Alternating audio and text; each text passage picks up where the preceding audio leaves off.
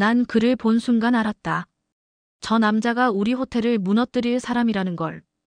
73세 나이에 호텔 청소부로 25년을 일했지만 그날만큼 손이 떨렸던 적은 없었다. 22층 로열 스위트룸 욕실 거울을 닦으며 들은 그 전화 한 통. 삼촌, 모든 준비 끝났습니다. 6개월 안에 그랜드 팰리스는 우리 손에 넘어올 겁니다. 빗자루와 청소도구 만든 늙은 여자가 할 수 있는 일이 뭐가 있을까? 그런데 내 손에 떨어진 건 단순한 사진 한 장이 아니었다. 그건 이 호텔의 운명을 바꿀 증거였다. 그리고 내 인생도 함께. 저는 73, 호텔 청소부로 일한 지 벌써 25해가 됩니다. 청소부로 살아온 세월은 그보다 더 길어요. 40해는 넘은 것 같습니다. 처음에는 아파트 청소로 시작해서 사무실 건물, 그리고 지금은 별 5개짜리 호텔에서 일하고 있죠. 이 나이에 이런 일을 하고 있으니 사람들이 안쓰럽게 봅니다만 저는 제 일에 자부심이 있어요. 깨끗함을 만드는 일이니까요. 그날도 평소와 다름없는 아침이었습니다. 새벽 4시 반에 일어나 간단히 아침을 챙겨 먹고 5시 10분 버스를 타고 호텔로 향했죠. 남편은 아직 자고 있었어요. 파킨슨병으로 거동이 불편한 남편은 대부분의 시간을 집에서 보냅니다. 아침 식사와 약은 탁자 위에 두고 왔어요. 일어나면 알아서 챙겨 먹을 테니까요. 호텔에 도착하면 가장 먼저 하는 일은 탈의실에서 유니폼으로 갈아입는 것입니다. 감색 원피스에 앞치마, 그리고 하얀 장갑을 끼고 청소 카트를 꺼내죠. 저는 이곳 그랜드 팰리스 호텔의 20층부터 25층까지 담당합니다. 주로 스위트룸이 있는 층이라 신경 써야 할 부분이 많아요. VIP 고객들은 작은 먼지 하나에도 예민하게 반응하니까요. 숙자 씨, 오늘 특별 손님 온대요. 아침 브리핑에서 팀장님이 말씀하셨습니다. 22층 로얄 스위트에 오늘 체크인할 손님이 호텔 이사진과 각별한 사이라고 했죠. 그러면서 저를 바라보았습니다. 숙자 씨가 맡아주세요. 경험도 많고 꼼꼼하니까. 팀장님의 믿음에 보답하겠다고 다짐했습니다. 25년간 한 번도 고객 불만을 받은 적 없었으니까요. 그게 그날까지의 이야기였지만요. 청소 카트를 밀고 22층으로 올라갔습니다. 로얄 스위트는 호텔에서 가장 넓고 고급스러운 객실이에요. 침실 2개의 거실, 다이닝룸, 욕실 2개가 있는 150평방미터짜리 공간입니다. 청소하는 데만 보통 2시간이 넘게 걸리죠. 하지만 저는 내 집처럼 구석구석 신경 써서 청소합니다. 특히 욕실은 제가 자신 있는 부분이에요. 대리석 타일 사이사이 기름때가 끼면 전용 세제와 칫솔로 닦아내고 샤워 부스에 유리는 물기 하나 없이 깨끗하게 닦아냅니다. 그렇게 청소를 마치고 나면 마치 새 것처럼 반짝이는 욕실을 볼 때 뿌듯함을 느끼죠. 로얄 스위트를 청소하고 나니 시간이 벌써 오전 11시였습니다. 다른 방들도 청소해야 했기에 서둘러 이동했어요. 그날은 10개의 객실을 청소했습니다. 보통 하루에 15개에서 20개 정도 청소하는데 로얄 스위트가 있어서 조금 적게 배정받은 거죠. 오후 3시 직원 식당에서 늦은 점심을 먹고 있을 때였습니다. 팀장님이 급하게 저를 찾았어요. 숙자 씨, 22층 로얄 스위트 고객님께서 청소가 마음에 안 든다고 하셨어요. 지금 바로 올라가 보셔야겠어요. 가슴이 철렁 내려앉았습니다. 25년 경력에 처음 듣는 말이었으니까요. 얼른 엘리베이터를 타고 22층으로 올라갔습니다. 문 앞에 도착해 조심스레 노크를 했어요. 들어오세요. 낮고 딱딱한 남자 목소리가 들렸습니다. 문을 열고 들어가니 40대 중반 정도로 보이는 남자가 거실 소파에 앉아 있었습니다. 키가 크고 날카로운 눈매를 가진 남자였어요. 고급스러운 양복을 입고 있었는데 왠지 처음 보는 얼굴인데도 어디서 본 것 같은 느낌이 들었습니다. 안녕하십니까, 고객님. 청소 때문에 불편을 드려 죄송합니다. 어떤 부분이 마음에 안 드셨는지 말씀해 주시면 바로 고치겠습니다. 난 그를 본 순간 알았다. 저 남자가 우리 호텔을 무너뜨릴 사람이라는 걸. 73세 나이에 호텔 청소부로 25년을 일했지만 그날만큼 손이 떨렸던 적은 없었다. 22층 로열 스위트룸 욕실 거울을 닦으며 들은 그 전화 한 통. 삼촌, 모든 준비 끝났습니다. 6개월 안에 그랜드 팰리스는 우리 손에 넘어올 겁니다. 빗자루와 청소도구 만든 늙은 여자가 할 수 있는 일이 뭐가 있을까? 그런데 내 손에 떨어진 건 단순한 사진 한 장이 아니었다. 그건 이 호텔의 운명을 바꿀 증거였다. 그리고 내 인생도 함께. 저는 73, 호텔 청소부로 일한 지 벌써 25해가 됩니다. 청소부로 살아온 세월은 그보다 더 길어요. 40해는 넘은 것 같습니다. 처음에는 아파트 청소로 시작해서 사무실 건물, 그리고 지금은 별 5개짜리 호텔에서 일하고 있죠. 이 나이에 이런 일을 하고 있으니 사람들이 안쓰럽게 봅니다만 저는 제 일에 자부심이 있어요. 깨끗함을 만드는 일이니까요. 그날도 평소와 다름없는 아침이었습니다. 새벽 4시 반에 일어나 간단히 아침을 챙겨 먹고 5시 10분 버스를 타고 호텔로 향했죠. 남편은 아직 자고 있었어요. 파킨슨병으로 거동이 불편한 남편은 대부분의 시간을 집에서 보냅니다. 아침 식사와 약은 탁자 위에 두고 왔어요. 일어나면 알아서 챙겨 먹을 테니까요. 호텔에 도착하면 가장 먼저 하는 일은 탈의실에서 유니폼으로 갈아입는 것입니다. 감색 원피스에 앞치마, 그리고 하얀 장갑을 끼고 청소 카트를 꺼내죠. 저는 이곳 그랜드 팰리스 호텔의 20층부터 25층까지 담당합니다. 주로 스위트룸이 있는 층이라 신경 써야 할 부분이 많아요. VIP 고객들은 작은 먼지 하나에도 예민하게 반응하니까요. 숙자 씨, 오늘 특별 손님 온대요. 아침 브리핑에서 팀장님이 말씀하셨습니다. 22층 로얄 스위트에 오늘 체크인할 손님이 호텔 이사진과 각별한 사이라고 했죠. 그러면서 저를 바라보았습니다. 숙자 씨가 맡아주세요. 경험도 많고 꼼꼼하니까. 팀장님의 믿음에 보답하겠다고 다짐했습니다. 25년간 한 번도 고객 불만을 받은 적 없었으니까요. 그게 그날까지의 이야기였지만요. 청소 카트를 밀고 22층으로 올라갔습니다. 로얄 스위트는 호텔에서 가장 넓고 고급스러운 객실이에요. 침실 2개의 거실, 다이닝룸, 욕실 2개가 있는 150평방미터짜리 공간입니다. 청소하는 데만 보통 2시간이 넘게 걸리죠. 하지만 저는 내 집처럼 구석구석 신경 써서 청소합니다. 특히 욕실은 제가 자신 있는 부분이에요. 대리석 타일 사이사이 기름때가 끼면 전용 세제와 칫솔로 닦아내고 샤워 부스에 유리는 물기 하나 없이 깨끗하게 닦아냅니다. 그렇게 청소를 마치고 나면 마치 새 것처럼 반짝이는 욕실을 볼 때 뿌듯함을 느끼죠. 로얄 스위트를 청소하고 나니 시간이 벌써 오전 11시였습니다. 다른 방들도 청소해야 했기에 서둘러 이동했어요. 그날은 10개의 객실을 청소했습니다. 보통 하루에 15개에서 20개 정도 청소하는데 로얄 스위트가 있어서 조금 적게 배정받은 거죠. 오후 3시 직원 식당에서 늦은 점심을 먹고 있을 때였습니다. 팀장님이 급하게 저를 찾았어요. 숙자 씨, 22층 로얄 스위트 고객님께서 청소가 마음에 안 든다고 하셨어요. 지금 바로 올라가 보셔야겠어요. 가슴이 철렁 내려앉았습니다. 25년 경력에 처음 듣는 말이었으니까요. 얼른 엘리베이터를 타고 22층으로 올라갔습니다. 문 앞에 도착해 조심스레 노크를 했어요. 들어오세요. 낮고 딱딱한 남자 목소리가 들렸습니다. 문을 열고 들어가니 40대 중반 정도로 보이는 남자가 거실 소파에 앉아 있었습니다. 키가 크고 날카로운 눈매를 가진 남자였어요. 고급스러운 양복을 입고 있었는데 왠지 처음 보는 얼굴인데도 어디서 본 것 같은 느낌이 들었습니다. 안녕하십니까, 고객님. 청소 때문에 불편을 드려 죄송합니다. 어떤 부분이 마음에 안 드셨는지 말씀해 주시면 바로 고치겠습니다. 공손하게 인사를 드렸습니다.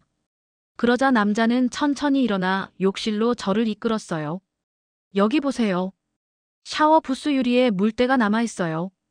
그리고 수건이 제가 원하는 방식으로 접혀있지 않습니다. 샤워 부스를 자세히 들여다봤지만 물때는 보이지 않았어요. 하지만 고객이 그렇다면 그런 거겠죠. 수건도 호텔 표준 방식대로 접었는데 뭐가 문제인지 알 수 없었습니다. 죄송합니다, 고객님. 바로 고치겠습니다. 그리고 침대 시트도 마음에 들지 않네요. 주름이 있어요. 침실로 이동해 침대를 봤습니다. 아침에 완벽하게 펴고 타이트하게 고정했던 시트였는데 주름이라고는 찾아볼 수 없었어요. 하지만 다시 한번 시트를 펴고 고정했습니다. 저희 호텔은 청결과 고객 만족을 최우선으로 생각합니다. 불편하셨다면 정말 죄송합니다. 그러자 남자는 차가운 시선으로 저를 쳐다보며 말했습니다. 당신 나이가 몇이죠? 갑작스러운 질문에 당황했지만 정직하게 대답했습니다. 73입니다, 고객님. 이 나이에 아직도 청소를 제대로 못하시나요? 청소 제대로 해라. 내가 이 호텔에서 얼마나 중요한 사람인지 알기나 해요. 그 말에 가슴이 아팠습니다. 하지만 참았어요. 이런 일은 처음이 아니니까요. 물론 이렇게 직접적으로 모욕을 준 고객은 처음이었지만 무시하는 듯한 태도를 보이는 손님들은 종종 있었으니까요. 죄송합니다, 고객님. 더 신경 쓰겠습니다. 남자는 코웃음을 치며 말했습니다. 내일 아침에 다시 청소하러 오세요. 그때 제대로 안 되어 있으면 호텔 매니저에게 항의하겠습니다.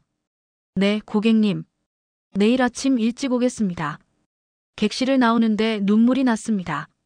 하지만 복도에서는 울 수 없었어요. CCTV가 있으니까요. 화장실로 가서 조용히 눈물을 닦았습니다. 왜 이런 일이 생겼는지 이해할 수 없었어요. 분명 최선을 다했는데. 그날 남편에게는 아무 말도 하지 않았습니다. 걱정할까 봐요. 남편은 제가 호텔에서 일하는 것을 항상 미안해했거든요. 자기 때문에 이 나이에 고생한다고요. 하지만 저는 괜찮았어요. 일할 수 있다는 것 자체가 감사했으니까요. 다음 날 아침, 평소보다 1시간 일찍 출근했습니다. 로얄 스위트를 더 완벽하게 청소하기 위해서였어요. 도착해보니 방해하지 마세요. 표시가 걸려 있었습니다. 하지만 고객이 특별히 아침 일찍 오라고 했기에 조심스레 노크를 했어요. 아무 대답이 없었습니다. 한 번 더 노크했지만 여전히 대답이 없었어요. 키카드로 문을 열고 조용히 실례합니다 하며 들어갔습니다. 그런데 거실은 물론 침실에도 아무도 없었어요. 침대는 누군가 자고 간 흔적이 있었지만 고객의 모습은 보이지 않았습니다. 욕실도 확인했는데 젖은 수건이 바닥에 아무렇게나 던져져 있었고 욕조에는 물이 반쯤 차 있었어요. 아침 일찍 나가셨나 봅니다. 곧바로 청소를 시작했습니다. 어제보다 더 꼼꼼하게, 더 완벽하게요. 침대 시트는 3번이나 다시 펴고 고정했고 욕실 타일 하나하나를 칫솔로 문질렀습니다. 샤워 부스 유리는 특수 세제로 닦아 물방울 하나 없이 반짝이게 만들었어요. 수건은 여러 가지 방식으로 접어보며 고객이 원하는 방식을 찾으려 노력했습니다. 2시간 반 동안 청소하고 나니 온몸이 아팠지만 결과물은 만족스러웠어요. 이 정도면 누구라도 만족할 것이라 생각했습니다. 그런데 오후에 팀장님이 또 저를 찾았습니다. 숙자 씨, VIP 고객님께서 또 청소에 대해 불만을 제기하셨어요. 이번에는 매니저님께 직접 항의하셨대요. 눈앞이 캄캄해졌습니다. 어떻게 이럴 수가 있을까요? 최선을 다했는데. 매니저실로 불려갔습니다. 젊은 매니저가 심각한 표정으로 저를 맞이했어요. 김숙자 씨, 알다시피 우리 호텔은 고객 만족을 최우선으로 합니다. 22층 로얄 스위트 고객님은 우리 호텔의 아주 중요한 VIP입니다. 불만이 계속되면 곤란합니다. 정말 최선을 다했습니다, 매니저님. 어떤 부분이 마음에 안 드셨는지 구체적으로 알려주시면 고치겠습니다. 매니저는 한숨을 쉬며 말했습니다. 구체적으로 말씀은 안 하셨고 그냥 청소부가 무능하다라고만 하셨어요. 내일부터는 다른 직원이 그 객실을 담당하도록 하겠습니다. 가슴이 찢어지는 것 같았습니다. 25년 경력에 이런 수모는 처음이었어요. 하지만 항의할 수도 없었습니다. 이 일자리가 필요했으니까요. 남편의 약값과 손자의 대학 등록금을 생각하면 참을 수밖에 없었습니다. 그날 저녁 청소 카트를 정리하던 중 22층 로얄 스위트 앞을 지나가게 되었어요. 문이 살짝 열려 있었는데 안에서 남자의 목소리가 들렸습니다. 네, 사장님. 모든 준비가 끝났습니다. 내일 저녁 가족 모임에서 뵙겠습니다. 호기심에 잠깐 발걸음을 멈추었습니다. 그때 문이 갑자기 활짝 열리며 그 VIP 고객이 나왔어요. 저를 보자 그의 표정이 굳어졌습니다. 왜 문 앞에 서 있는 거죠? 엿듣고 있었어요? 아닙니다, 고객님. 청소 카트를 정리하다가 지나가던 참이었습니다. 남자는 의심스러운 눈초리로 저를 쳐다보더니 휴대폰을 주머니에 넣었습니다. 그 순간 작은 명함 하나가 바닥에 떨어졌어요. 남자는 그것도 모른 채 엘리베이터 쪽으로 걸어갔습니다. 남자가 사라지자 얼른 명함을 주워보았습니다. 그리고 그 순간 숨이 멎는 것 같았어요. 명함에는 이렇게 적혀 있었습니다. 정태영 전무이사 마이너스 한국호텔그룹 전략기획본부. 한국호텔그룹이라니. 그곳은 우리 그랜드 팰리스 호텔의 최대 경쟁사였습니다. 그런 회사의 전무이사가 왜 우리 호텔에 묵고 있는 걸까요? 그리고 내일 저녁 가족 모임이라고 한 것은 무슨 의미일까요? 가슴이 두근거렸습니다. 뭔가 이상한 일이 벌어지고 있다는 느낌이 들었어요. 그리고 그 예감은 얼마 지나지 않아 현실이 되었습니다. 그날 밤 잠을 설쳤습니다. 명함의 주인공이 계속 머릿속을 맴돌았어요. 한국호텔그룹의 전무이사라니. 우리 그랜드 팰리스 호텔의 경쟁사 임원이 왜 여기에 머물고 있는 걸까요? 게다가 저를 향한 그 태도는 또 무엇이었을까요? 남편은 제 뒤척임에 몇 번 깨어났지만 아무 말도 묻지 않았어요. 우리는 서로의 침묵을 존중하는 사이였으니까요. 아침이 되어 평소와 같은 시간에 출근했습니다. 어제의 일로 마음이 무거웠지만 일은 해야 했으니까요. 탈의실에서 유니폼으로 갈아입으며 동료 미영 씨를 만났습니다. 미영 씨는 저보다 20살 정도 어린 50대 초반의 여성이었어요. 숙자 언니, 무슨 일 있어? 얼굴색이 안 좋네. 아니, 그냥 잠을 좀 못 잤어. 말은 그렇게 했지만 미영 씨에게 어제 있었던 일을 조금 털어놓았습니다. 명함 이야기까지는 하지 않았지만 VIP 고객이 저를 무시하고 부당하게 대했다는 이야기를요. 에이, 그런 사람 신경 쓰지 마. 우리가 이런 일하면서 그런 경우 한두 번 아니잖아. 미영 씨의 위로가 고마웠지만 마음은 여전히 무거웠습니다. 오늘부터는 22층 로얄 스위트를 담당하지 않게 되었으니 그 고객을 마주칠 일은 없겠지만 왠지 불안했어요. 그런데 아침 브리핑에서 예상치 못한 일이 벌어졌습니다. 김숙자 씨, 오늘 특별히 22층 전체를 담당해 주셨으면 합니다. 어제 청소 담당자가 갑자기 아파서 못 나온다고 하네요. 팀장님의 말에 가슴이 철렁 내려앉았습니다. 그 말은 로얄 스위트도 제가 청소해야 한다는 뜻이었으니까요. 하지만 팀장님, 어제 매니저님이 특별히 지시하셨어요. 오늘 그 객실에 특별 손님이 오신다고 하니 숙자 씨가 경험을 살려 잘해주세요. 거절할 수 없었습니다. 무거운 발걸음으로 22층으로 향했어요. 로얄 스위트 앞에 도착하자 또다시 방해하지 마세요. 표시가 걸려 있었습니다. 어제와 같은 상황이 반복될까봐 두려웠습니다. 조심스럽게 노크했어요. 누구십니까? 안에서 날카로운 목소리가 들렸습니다. 정태영 전무의 목소리였어요. 청소 담당입니다. 지금 청소해도 괜찮으실까요? 잠시 침묵이 흐른 후 문이 열렸습니다. 정태영은 제가 온 것을 보고 눈살을 찌푸렸어요. 당신 또 왔네요? 어제 청소가 마음에 안 들어서 다른 사람으로 바꾸라고 했는데. 죄송합니다. 오늘 담당자가 갑자기 아파서 제가 대신 왔습니다. 그는 코웃음을 치며 말했습니다. 어차피 오늘 체크아웃 할 거니까 대충 치우고 가세요. 1시간 후에 나갈 겁니다. 그러고는 다시 방으로 들어가 버렸어요. 저는 청소 카트를 끌고 조용히 들어갔습니다. 거실은 어질러져 있었어요. 테이블 위에는 서류들이 흩어져 있었고 소파에는 옷가지들이 널브러져 있었습니다. 침실로 가보니 침대는 이불이 뒤엉켜 있었고 바닥에는 양말과 넥타이가 떨어져 있었어요. 최대한 빠르고 조용하게 청소를 시작했습니다. 서류가 있는 테이블은 건드리지 않고 그 주변만 정리했어요. 그때 정태영이 갑자기 욕실에서 나왔습니다.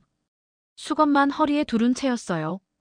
거기 서류들 건드리지 마세요. 중요한 것들이니까. 네, 고객님. 건드리지 않고 있습니다. 그는 저를 의심스러운 눈초리로 쳐다보더니 침실로 들어갔습니다. 몇 분 후 완전히 차려입고 나왔어요. 지금 나갔다가 30분 후에 체크아웃할 예정입니다. 그 전에 청소 끝내놓으세요. 네, 고객님. 정태영이 나가자마자 빠르게 청소를 계속했습니다. 테이블 위 서류들이 궁금했지만 보지 않으려고 노력했어요. 하지만 실수로 서류 하나를 떨어뜨리고 말았습니다. 주워보니 그랜드 팰리스 호텔의 도면이었어요. 각 층의 구조와 비상 출구, 직원 전용 통로까지 자세히 표시되어 있었습니다. 이상했습니다. 왜 경쟁사의 임원이 우리 호텔 도면을 가지고 있는 걸까요? 급하게 서류를 제자리에 올려놓고 나머지 청소를 마쳤습니다. 정확히 30분 후 정태영이 돌아왔습니다. 그는 서류들을 가방에 챙기며 저를 힐끔 쳐다봤어요. 청소 다 끝났나요? 네, 고객님. 모두 정리했습니다. 그럼 이제 나가시죠. 체크아웃 하려고요. 함께 방을 나섰습니다. 저는 청소 카트를 밀고 복도 끝으로 향했고 정태영은 엘리베이터 쪽으로 갔어요. 하지만 그가 엘리베이터에 타기 전 제게 다가와 작은 목소리로 말했습니다. 혹시 어제 제 명함을 보셨나요? 가슴이 쿵 내려앉았습니다. 그가 알고 있었던 거예요. 명함이요? 아니요, 못 봤습니다. 거짓말이었지만 본능적으로 나온 대답이었어요. 정태영은 저를 날카롭게 쳐다보더니 말했습니다. 그래요? 어제 분명히 제 명함을 떨어뜨렸거든요. 누군가 주웠을 텐데. 혹시 당신이 주워서 본 게 아니라면 다행이고요. 무슨 말씀이신지 모르겠습니다. 내 신분이 알려지면 좋을 것 없거든요. 특히 당신 같은 사람에게는요. 그 말에 모욕감을 느꼈지만 참았습니다. 그는 계속해서 말했어요. 오늘 저녁에 이 호텔에서 중요한 일이 있어요. 그때까지 혀를 잘 지키는 게 좋을 겁니다. 당신 같은 청소부가 이런 일에 끼어들면 손해보는 건 당신이니까. 그 말을 남기고 그는 엘리베이터에 올라탔습니다. 저는 그 자리에 얼어붙은 채로 서 있었어요. 그의 말은 분명한 위협이었습니다. 하지만 무엇에 대한 위협인지는 알 수 없었어요. 떨리는 손으로 청소 카트를 밀고 다른 객실로 향했습니다. 오늘 저녁에 무슨 일이 벌어질 예정인 걸까요? 왜 그는 자신의 신분이 알려지는 것을 걱정하는 걸까요? 궁금증과 불안감이 교차했습니다. 오후 휴식 시간, 직원 식당에서 커피를 마시고 있을 때 로비에서 일하는 지영 씨가 다가왔습니다. 숙자 언니, 오늘 저녁에 22층 연회장에서 중요한 모임이 있대요. 이재호 회장님 가족 모임이래. 이재호 회장님은 그랜드 팰리스 호텔의 오너였습니다. 가족 모임이라고? 여기서? 응, 회장님 생신이라나 봐. 가족들만 오는 비공개 행사래. 그래서 오늘 저녁에 22층 연회장이 통제된대. 정태영의 말이 떠올랐습니다. 오늘 저녁에 이 호텔에서 중요한 일이 있어요. 그리고 어제 들은 내일 저녁 가족 모임에서 뵙겠습니다. 라는 말도요. 두 가지를 연결시키니 이상한 느낌이 들었습니다. 지영 씨, 혹시 오늘 손님 명단 알아? 아니, 그건 비서실에서만 관리한대. 왜? 아니, 그냥 궁금해서. 더 질문하고 싶었지만 의심을 살까봐 그만두었습니다. 하지만 마음 한구석이 계속 불안했어요. 한국호텔그룹의 전무가 우리 호텔 회장의 가족 모임에 참석한다니 무언가 이상했습니다. 휴식 시간이 끝나고 오후 청소를 시작했습니다. 22층 연회장 근처를 지나가니 직원들이 분주하게 준비하고 있었어요. 테이블 세팅과 장식, 음식 준비까지. 작은 행사처럼 보였지만 모든 것이 최고급이었습니다. 그때 연회장 입구에서 정태영을 발견했습니다. 그는 호텔 총지배인과 이야기하고 있었어요. 둘은 매우 친근해 보였습니다. 총지배인이 정태영의 어깨를 두드리며 웃는 모습이 보였어요. 마치 오랜 지인처럼 보였습니다. 저는 얼른 고개를 숙이고 지나갔습니다. 정태영이 저를 알아볼까 두려웠어요. 하지만 그는 너무 대화에 집중해 저를 눈치채지 못했습니다. 오후 청소를 마치고 탈의실로 돌아가는 길이었습니다. 시계를 보니 오후 5시 30분이었어요. 퇴근 시간은 6시였지만 왠지 오늘은 좀 더 머물고 싶었습니다. 무슨 일이 벌어질지 궁금했거든요. 탈의실에서 미영 씨를 만났습니다. 숙자 언니, 오늘 우리 22층 연회장 정리 담당이래. 행사 끝나고 청소해야 한대. 뭐라고? 그럼 몇 시까지 있어야 하는 거야? 아마 밤 10시나 11시까지. 야간 수당 준대. 예상치 못한 기회였습니다. 이 일이 정말 불편했지만 한편으론 무슨 일이 벌어지는지 볼 수 있는 기회이기도 했어요. 그래, 알았어. 그렇게 퇴근 시간이 지났지만 저는 호텔에 남았습니다. 직원 식당에서 저녁을 먹으며 시간을 보냈어요. 8시경 22층으로 올라갔습니다. 미영 씨 말대로 연회장 밖에서 대기하라는 지시를 받았어요.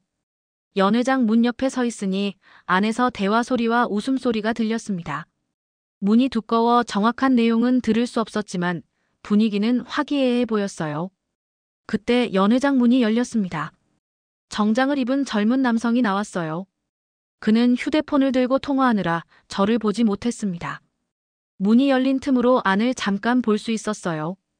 원형 테이블에 10명 정도가 앉아 있었고 그 중앙에 이재호 회장님이 보였습니다. 그리고 그 옆에 정태영이 앉아 있었어요. 그들은 매우 친근하게 대화하고 있었습니다. 마치 가족처럼요. 문이 다시 닫혔습니다.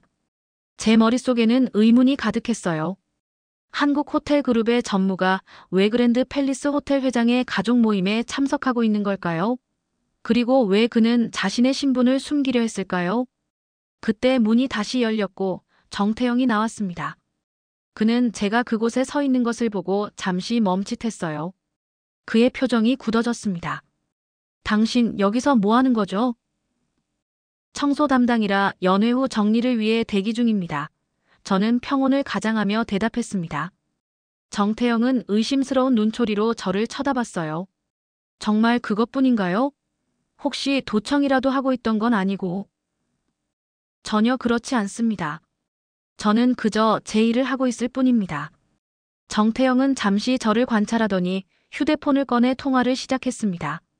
저에게서 몇 걸음 떨어져 작은 목소리로 이야기했지만 몇 마디가 들렸어요. 네, 모든 것이 계획대로 진행 중입니다.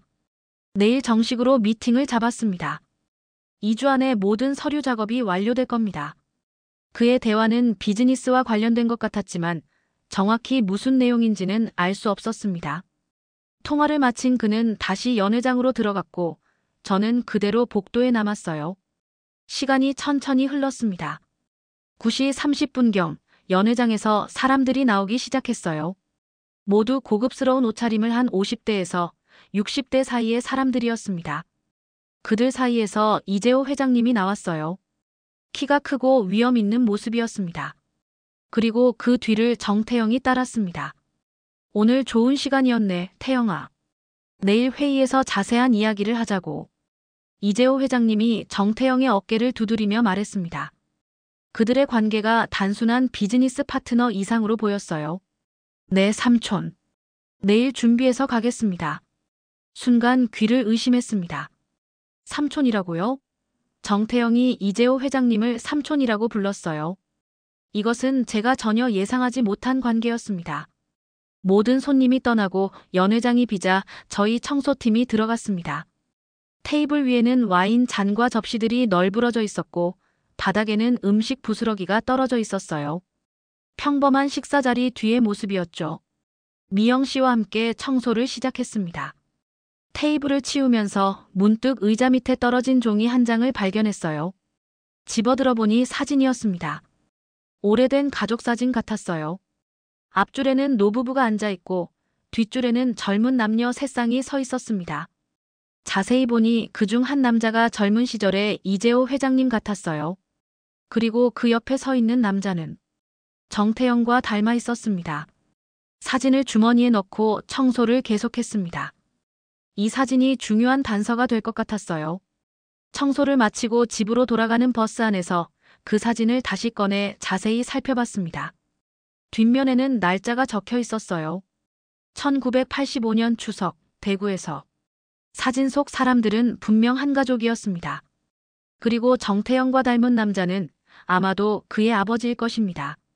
집에 돌아오니 남편이 걱정스러운 표정으로 기다리고 있었어요. 이렇게 늦게 오다니 무슨 일 있었어? 연회가 있어서 야근했어요. 미안해요, 걱정을 끼쳐서. 남편에게는 자세한 이야기를 하지 않았습니다. 그가 불필요하게 걱정할 필요는 없었으니까요. 그날 밤 이상한 꿈을 꿨어요. 정태영과 이재호 회장님이 서로 대립하는 꿈이었습니다. 그리고 제가 그 사이에 끼어 있었어요. 다음 날 아침 평소와 같이 출근했습니다. 하지만 머릿속은 여전히 어제 일로 가득했어요. 정태영과 이재호 회장님의 관계, 그리고 호텔에서 무슨 일이 벌어지고 있는지 알고 싶었습니다. 탈의실에서 미영 씨를 만났어요. 미영 씨, 혹시 정태영이라는 사람 알아? 정태영? 누군데? 어제 연회장에 있던 사람인데 회장님을 삼촌이라고 불렀어. 미영 씨는 잠시 생각하더니 말했습니다. 아, 그 사람. 호텔 업계에선 유명한 사람이야. 한국호텔그룹 전무라고 회장님 여동생의 아들이래. 그런데 왜? 그냥 궁금해서. 그런데 왜 그 사람이 경쟁사에서 일하는 거지? 글쎄, 가족 간에 무슨 일이 있었나 봐. 소문에 의하면 15년 전쯤 두 형제 사이에 경영권 다툼이 있었다고 하더라고. 이재호 회장님이 동생을 회사에서 내쫓았다나. 그래서 그 동생이 경쟁사로 갔다는 얘기도 있어. 흥미로운 정보였습니다. 이재호 회장님과 그의 동생 사이에 불화가 있었고 정태영은 그 동생의 아들이었군요. 그렇다면 정태영이 그랜드 팰리스 호텔에 온 이유가 단순한 가족 모임이 아닐 수도 있겠다는 생각이 들었습니다. 그날 오전, 제가 20층 객실을 청소하고 있을 때였어요. 복도 끝에서 정태영과 젊은 여성이 이야기하는 모습이 보였습니다. 여성은 호텔 제복을 입고 있었어요. 마케팅팀 직원 같았습니다.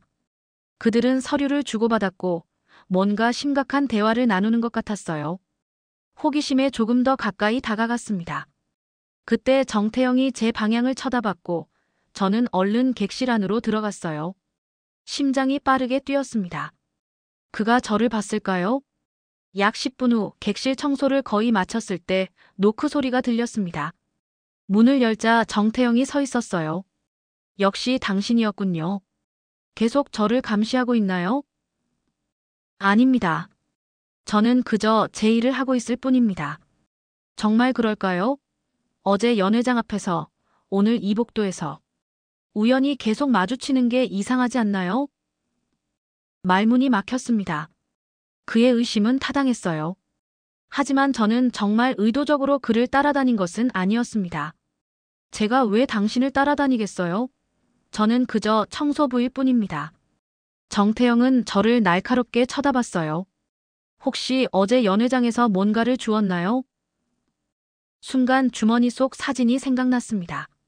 하지만 그것을 그에게 말하고 싶지 않았어요. 아니요, 아무것도 줍지 않았습니다. 정말요? 중요한 사진을 잃어버렸거든요. 가족 사진이에요. 망설였습니다. 거짓말을 하는 게 불편했지만 왠지 그 사진을 건네주고 싶지 않았어요. 죄송합니다.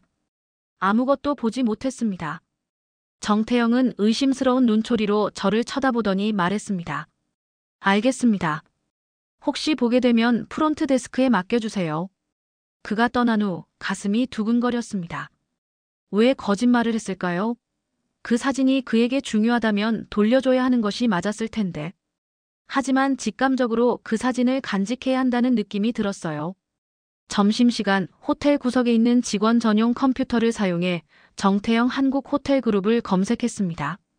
몇 개의 기사가 나왔어요. 정태영은 5년 전 한국호텔그룹의 전략기획본부장으로 승진했고 최근에는 호텔 인수합병과 관련된 프로젝트를 주도하고 있다는 내용이었습니다. 흥미로운 점은 그가 주도한 최근 몇 건의 인수가 모두 그랜드 팰리스 호텔 체인과 경쟁 관계에 있는 호텔들이었다는 것이었어요. 마치 의도적으로 그랜드 팰리스를 압박하는 것처럼 보였습니다. 그런데 갑자기 왜 그가 삼촌의 호텔에 와서 가족 모임에 참석한 걸까요? 15년간의 불화 끝에 화해를 했을까요? 아니면 다른 목적이 있을까요? 오후에 22층을 청소하던 중 복도 끝 회의실에서 소리가 들렸습니다. 문이 살짝 열려 있어 안을 볼 수 있었어요. 이재호 회장님과 정태영, 그리고 몇몇 임원들이 회의 중이었습니다. 태영이가 제안한 이 계획은 우리 호텔의 새로운 기회가 될 수 있습니다. 한국호텔그룹과의 전략적 제휴를 통해 시너지를 창출할 수 있을 거예요. 이재호 회장님이 말하고 있었어요. 정태영은 자신감 넘치는 표정으로 프레젠테이션을 하고 있었습니다. 삼촌, 이번 제휴로 양사는 모두 이익을 얻게 될 겁니다. 우리는 그랜드 팰리스의 럭셔리 노하우를 배울 수 있고 그랜드 팰리스는 저희의 글로벌 네트워크를 활용할 수 있습니다. 그때 한 임원이 질문했습니다. 하지만 이 제휴가 실제로 인수합병의 전 단계가 되는 것 아닙니까? 한국호텔그룹이 결국 우리를 삼키려는 건 아닙니까? 정태영의 표정이 잠시 굳었다가 다시 부드러워졌어요. 전혀 그렇지 않습니다. 이건 순수한 협력 관계입니다. 두 회사는 독립적으로 운영될 것이고 단지 일부 영역에서만 협력할 뿐입니다. 하지만 그의 눈에서 다른 의도가 보이는 것 같았습니다. 뭔가 숨기고 있다는 느낌이 강하게 들었어요. 잠시 후 회의가 끝나고 사람들이 나오기 시작했습니다. 저는 재빨리 청소 카트로 돌아가 일하는 척했어요. 하지만 정태영이 저를 발견하고 다가왔습니다. 또 당신이군요. 정말 우연히 계속 마주치는 걸까요? 제가 2층 담당이라서 그렇습니다. 방금 회의 내용 들었나요? 아니요. 저는 제 일에만 집중하고 있었습니다. 정태영은 머뭇거리더니 갑자기 말했습니다. 혹시 저녁에 시간 있으세요? 커피 한잔 하면서 이야기 좀 하고 싶은데요. 놀라운 제안이었습니다. 왜 갑자기 저와 이야기하고 싶다는 걸까요? 저와요? 무슨 이야기를 하고 싶으신데요? 당신이 가지고 있는 것에 대해서요. 그리고 앞으로 당신이 어떻게 행동해야 할지에 대해서도. 그의 말에는 분명한 위협이 담겨 있었습니다. 저는 침을 삼키며 대답했어요. 죄송합니다만 오늘은 남편이 병원에 가야 해서 일찍 귀가해야 합니다. 그럼 내일은 어떤가요? 이 문제는 반드시 해결해야 합니다. 내일도 어렵습니다. 알겠습니다. 하지만 기억하세요. 당신이 본 것, 들은 것, 그리고 가지고 있는 것에 대해 함구하는 게 좋을 겁니다. 그렇지 않으면 불필요한 문제가 생길 수 있으니까요. 정태영은 그 말을 남기고 떠났습니다. 저는 그 자리에 얼어붙은 채로 서 있었어요. 그가 무엇을 알고 있는 걸까요? 그리고 저에게서 무엇을 원하는 걸까요? 그날 저녁 남편에게 조금 일찍 퇴근한다고 전화했습니다. 남편은 기뻐했어요. 요즘 제가 늦게 들어오는 날이 많아 걱정했다고 했죠. 하지만 사실 저는 곧바로 집으로 가지 않았습니다. 머릿속이 복잡했거든요. 호텔에서 나와 근처 공원 벤치에 앉았습니다. 주머니에서 그 사진을 꺼내 다시 한번 자세히 살펴봤어요. 1985년, 36년 전의 가족 사진이었습니다. 사진 속에서 젊은 이재호 회장님과 그 옆에 남자, 아마도 정태영의 아버지로 보이는 사람이 나란히 서 있었어요. 두 사람은 형제처럼 닮았습니다. 그 당시엔 사이가 좋았던 것 같았어요. 어떤 일이 있었길래 형제간에 불화가 생겼을까요? 그리고 지금 정태영은 무엇을 계획하고 있는 걸까요? 생각에 잠겨 있는데 휴대폰이 울렸습니다. 남편이었어요. 여보, 어디야? 벌써 집에 왔어야 하지 않아? 아, 미안해요. 잠시 생각할 일이 있어서 공원에 앉아 있었어요. 곧 갈게요. 전화를 끊고 일어서려는데 문득 누군가 저를 지켜보는 느낌이 들었습니다. 주변을 둘러보았지만 특별히 의심스러운 사람은 보이지 않았어요. 하지만 불안한 마음에 서둘러 집으로 향했습니다. 다음 날 아침 평소와 같이 출근했습니다. 하지만 마음은 무거웠어요. 정태영의 위협적인 말이 계속 머릿속을 맴돌았거든요.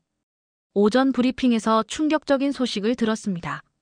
오늘부터 호텔에 특별 보안 점검이 있을 예정입니다.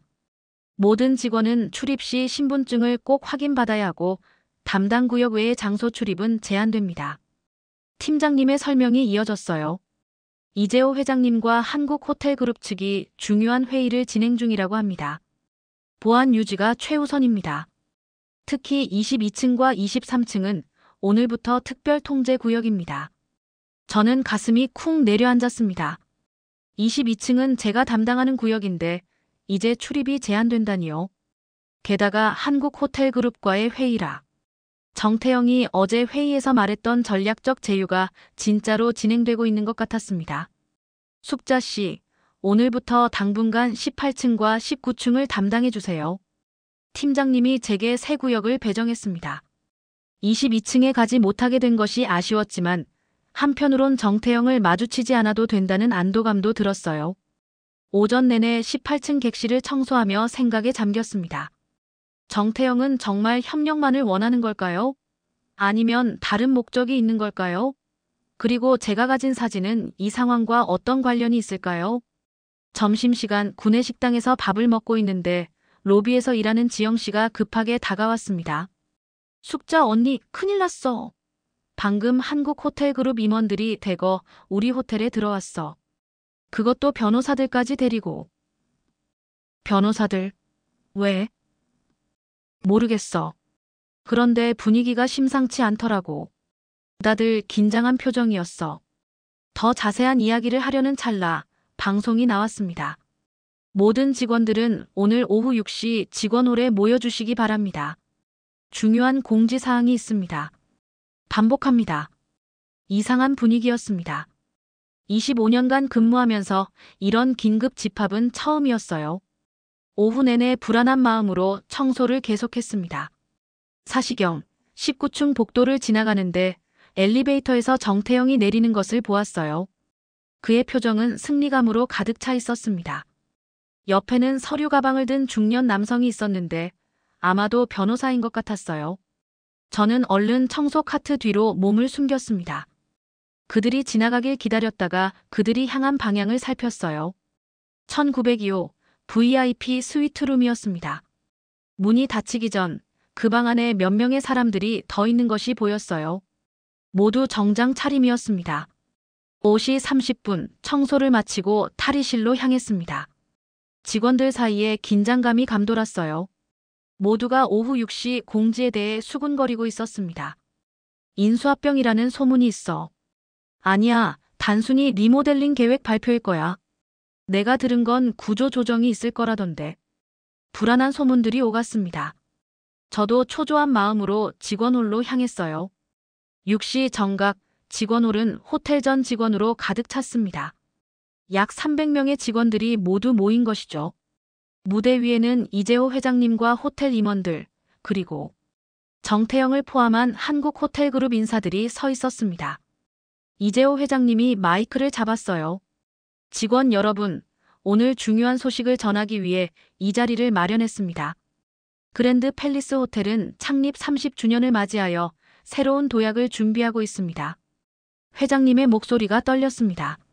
무언가 무거운 결정을 내린 사람의 목소리였어요. 오늘부로 그랜드 팰리스 호텔은 한국호텔그룹과 전략적 제휴를 맺게 되었습니다. 앞으로 두 회사는 긴밀히 협력하여 시너지를 창출할 것입니다. 회장님은 잠시 말을 멈추고 깊은 숨을 내쉬었습니다.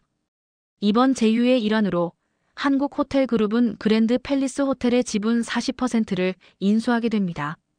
그리고 향후 운영은 공동으로 진행될 예정입니다. 직원들 사이에서 술렁임이 일었습니다. 지분 40%라니 사실상 경영권이 넘어가는 것이나 다름없었어요. 또한 새로운 협력 체제의 원활한 운영을 위해 한국호텔그룹의 정태영 전무가 우리 호텔의 공동 CEO로 부임하게 됩니다. 더 큰 동요가 일어났습니다. 직원들은 서로를 쳐다보며 놀란 표정을 감추지 못했어요. 저 역시 충격을 받았습니다. 정태영이 이 호텔의 CEO가 된다니. 정태영이 마이크를 넘겨받았습니다. 안녕하세요. 그랜드 팰리스 호텔 가족 여러분. 저는 한국호텔그룹의 정태영입니다. 그리고 이제부터는 그랜드 팰리스 호텔의 가족이기도 합니다. 그의 미소에는 승리의 기쁨이 묻어났어요. 많은 분들이 궁금해하실 것 같아 간단히 설명드리겠습니다. 사실 저는 이재호 회장님의 조카입니다.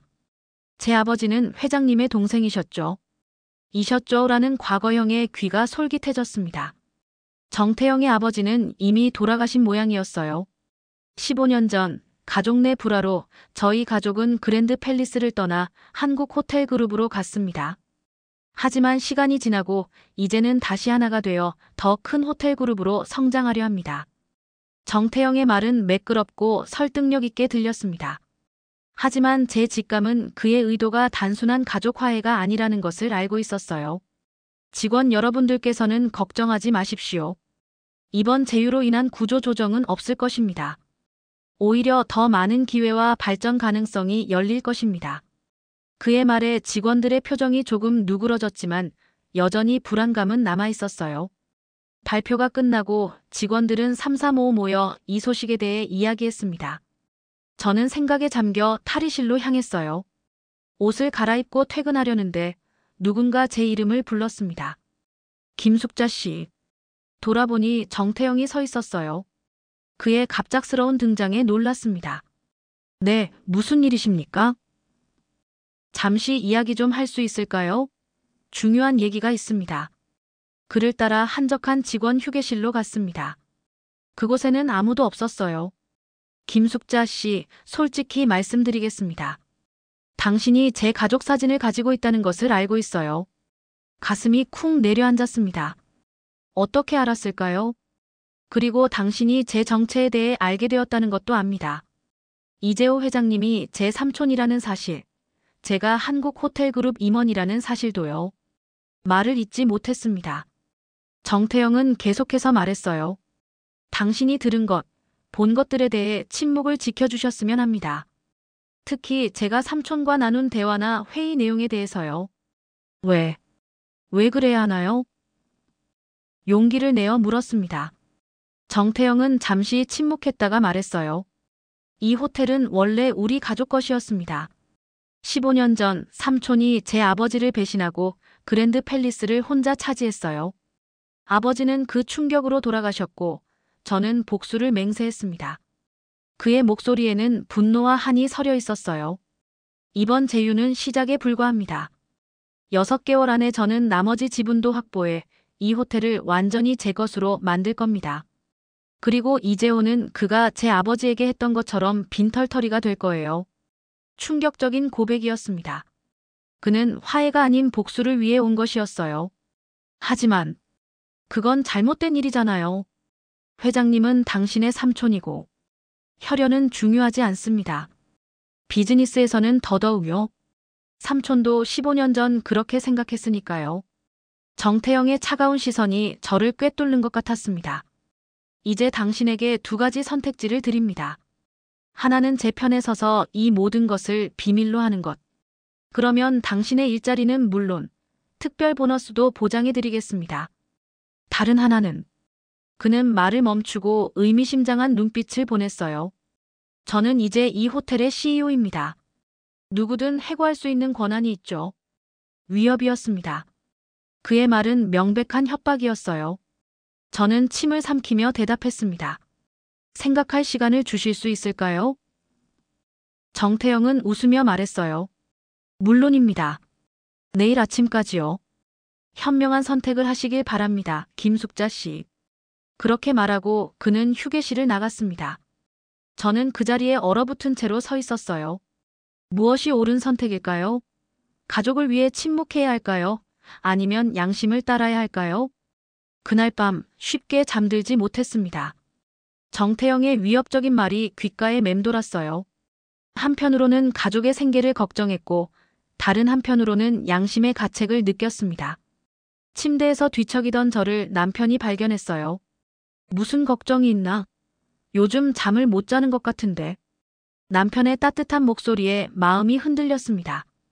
그에게 모든 걸 말해야 할까요? 하지만 그러면 남편까지 걱정시키게 될 것 같았어요. 그냥 직장에서 조금 복잡한 일이 있어서. 무슨 일인데? 나한테 말해봐. 깊은 한숨을 내쉬고 결심했습니다. 어차피 혼자 고민해도 답은 나오지 않을 것 같았어요. 남편에게 지난 며칠간 있었던 일들을 모두 털어놓았습니다. 정태영과의 첫 만남부터 발견한 사진, 그리고 오늘의 위협까지. 남편은 조용히 듣더니 침착하게 말했어요. 숙자야, 그 사람은 너를 이용하려는 거야. 내가 뭔가 알고 있다고 생각하니까 입막음을 하려는 거지. 그런데 어떻게 해야 할지 모르겠어.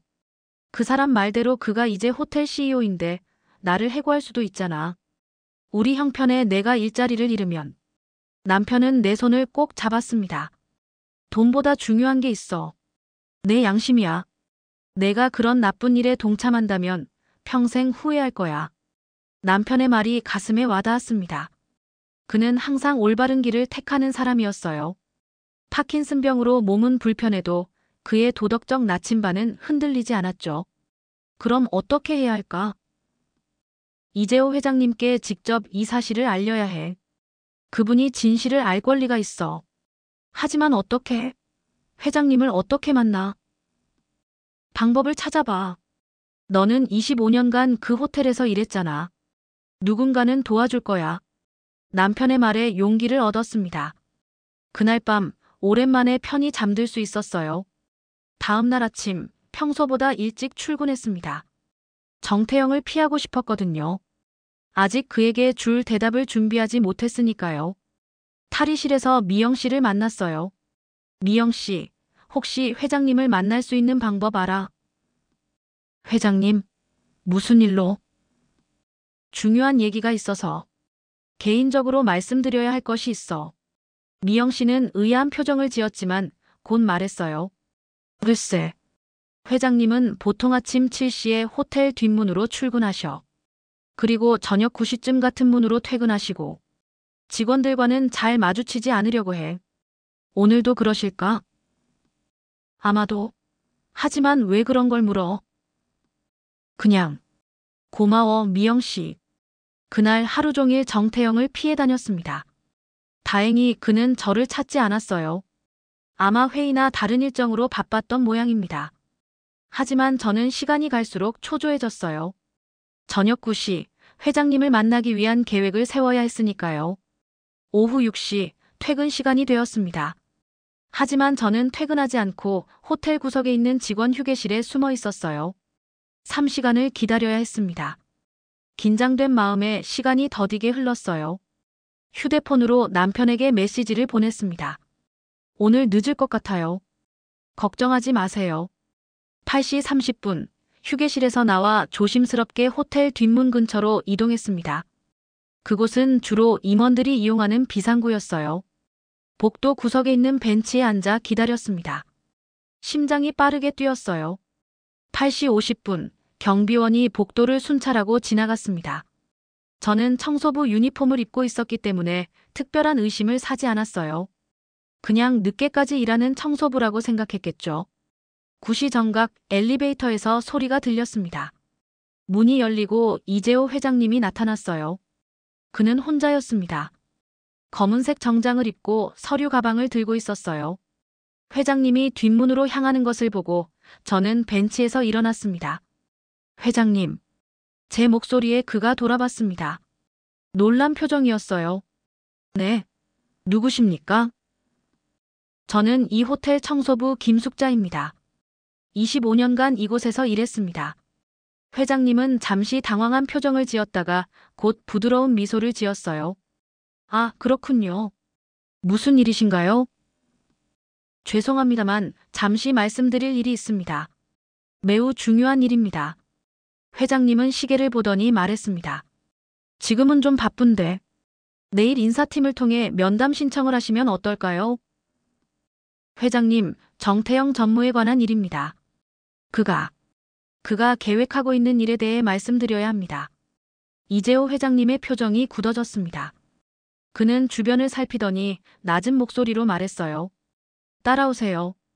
그는 저를 데리고 근처 작은 회의실로 들어갔습니다. 문을 닫고 의자를 가리켰어요. 앉으세요. 그리고 말씀해 보세요. 저는 떨리는 손으로 주머니에서 사진을 꺼냈습니다. 먼저 이것을 드리고 싶습니다. 정태영 전무가 잃어버린 것 같아요. 회장님은 사진을 받아들고 잠시 바라보았습니다. 그의 눈에 슬픔이 스쳐 지나갔어요. 이 사진이 어떻게 당신 손에 들어왔죠? 연회장 청소 중에 발견했습니다.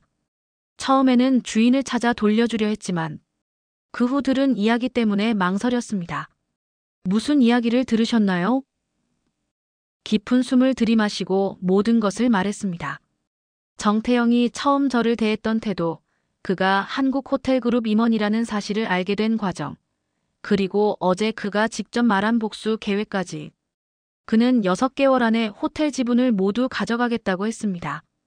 그리고 회장님을 빈털터리로 만들겠다고 했어요. 이재호 회장님은 충격을 받은 듯 침묵했습니다. 그의 얼굴에는 믿기 힘든 표정이 역력했어요. 태영이가 그런 말을 했다고요? 확실합니까? 네, 회장님. 직접 들었습니다. 그리고 저에게 침묵을 강요했어요. 일자리를 빼앗겠다고 위협했습니다. 회장님은 한숨을 내쉬었습니다. 그의 어깨가 무거워 보였어요. 김숙자 씨, 이런 이야기를 저에게 해주셔서 감사합니다. 큰 용기가 필요했을 텐데요. 그냥 옳은 일을 하고 싶었습니다. 회장님은 잠시 생각에 잠겼다가 물었어요. 혹시 태영이 말고 다른 사람들도 이 계획에 관여하고 있나요? 우리 호텔 임원 중에서요. 글쎄요. 확실하진 않지만 마케팅팀 직원 한 명과 서류를 주고받는 것을 봤습니다. 그리고 총지배인과도 친하게 지내는 것 같았어요. 회장님의 표정이 더욱 어두워졌습니다. 그렇군요. 내부 배신자도 있었던 거군요. 잠시 침묵이 흘렀습니다. 저는 걱정스러운 마음에 물었어요. 회장님, 제가 이런 말씀을 드려서 제 일자리는 괜찮을까요? 이재호 회장님은 따뜻한 미소를 지었습니다. 걱정 마세요. 당신은 옳은 일을 한 겁니다. 당신의 일자리는 안전할 뿐만 아니라 이 중요한 정보에 대한 보상도 있을 겁니다. 안도감이 밀려왔습니다. 회장님은 계속해서 말했어요. 하지만 지금은 이 일을 비밀로 해주셨으면 합니다. 태영이에게는 아무 말도 하지 마세요. 제가 적절한 조치를 취할 때까지요. 네, 회장님. 그리고 그는 주머니에서 명함 하나를 꺼내 주었습니다. 이건 제 개인 연락처입니다. 혹시 더 알게 된 것이 있거나 도움이 필요하면 언제든 연락하세요. 명함을 받아들고 고개를 숙였습니다. 감사합니다, 회장님. 아니, 내가 감사해야죠. 김숙자 씨가 아니었다면 나는 조카의 배신을 전혀 알지 못했을 테니까요. 회의실을 나오면서 마음이 한결 가벼워졌습니다. 옳은 선택을 한 것 같았어요. 하지만 동시에 불안감도 있었습니다. 정태영이 알게 되면 어떻게 나올까요? 다음 날 아침 평소와 같이 출근했습니다. 하지만 분위기가 예전 같지 않았어요. 직원들이 모여 수군거리고 있었습니다. 숙자 언니 들었어. 한국호텔그룹과의 제휴가 취소됐대. 미영 씨가 흥분한 목소리로 말했어요. 뭐라고? 어떻게? 아침에 긴급 공지가 내려왔어. 법적 문제가 생겨서 제휴 계약이 무효가 됐다나 뭐라나. 놀라움을 감출 수 없었습니다. 회장님이 이렇게 빨리 행동할 줄은 몰랐어요. 그럼 정태영 전무는? 모르겠어. 아무도 못 봤대. 어젯밤 늦게 회장님과 큰 다툼이 있었다는 소문도 있고. 그때 팀장님이 다가왔습니다.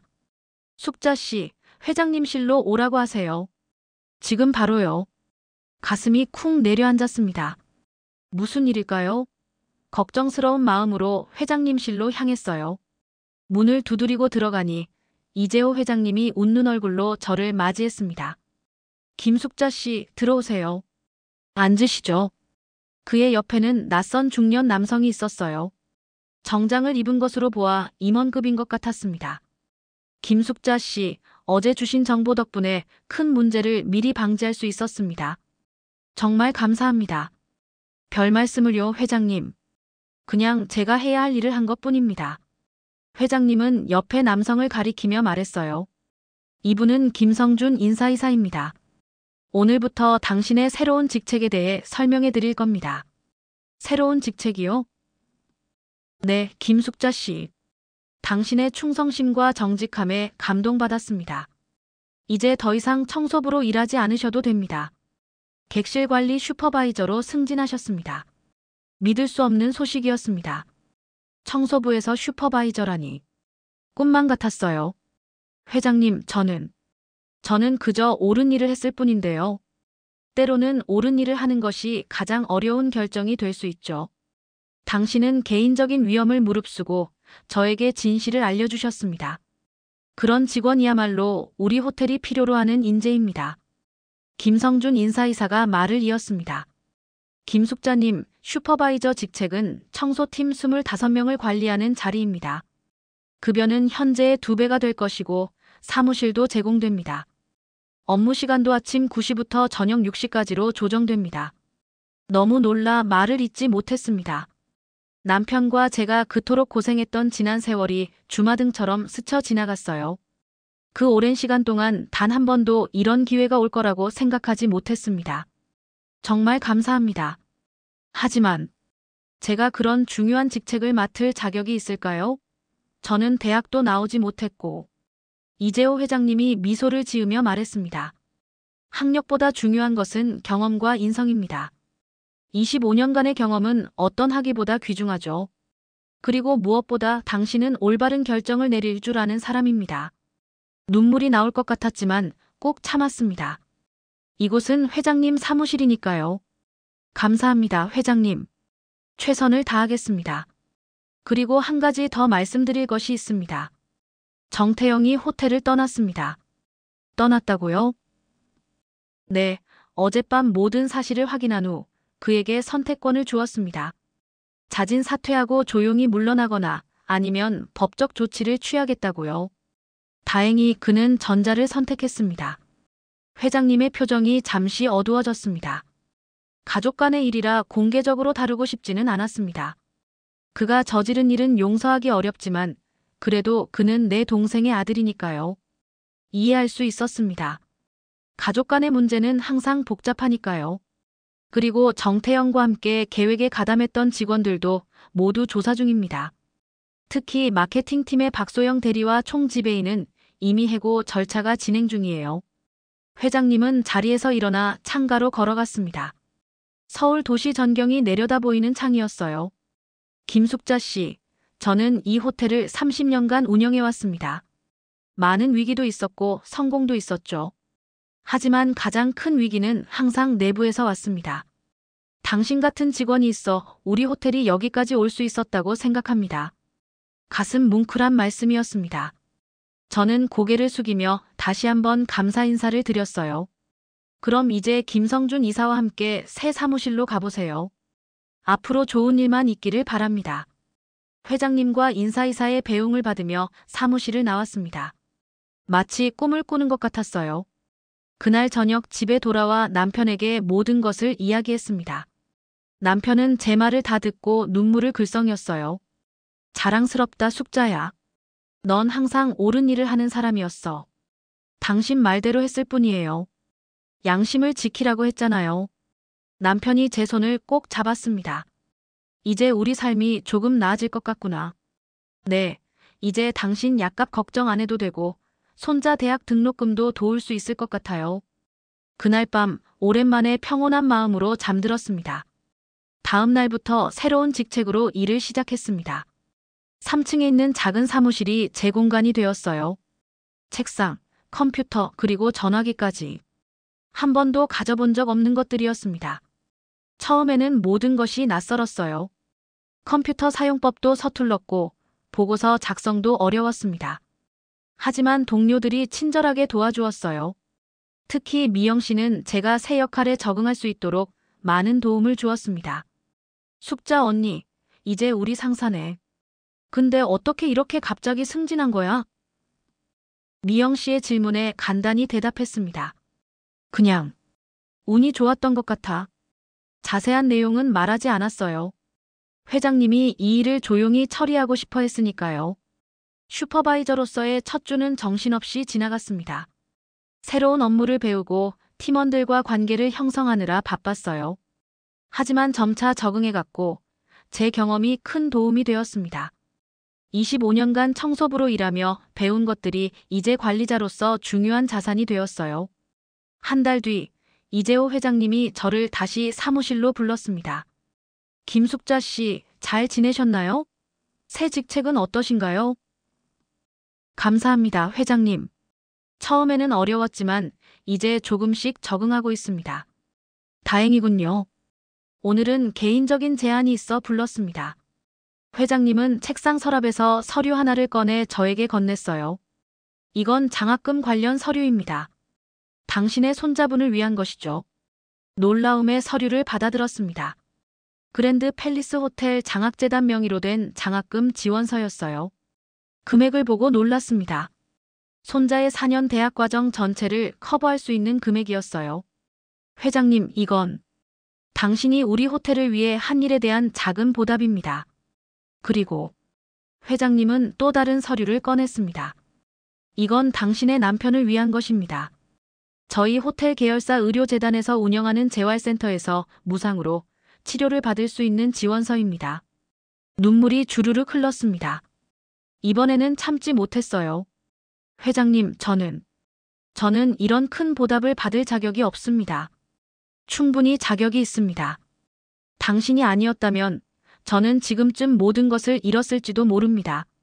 그날 이후 우리 가족의 삶은 완전히 달라졌습니다. 남편은 최고의 의료 서비스를 받게 되었고 파킨슨병의 진행이 늦춰졌어요.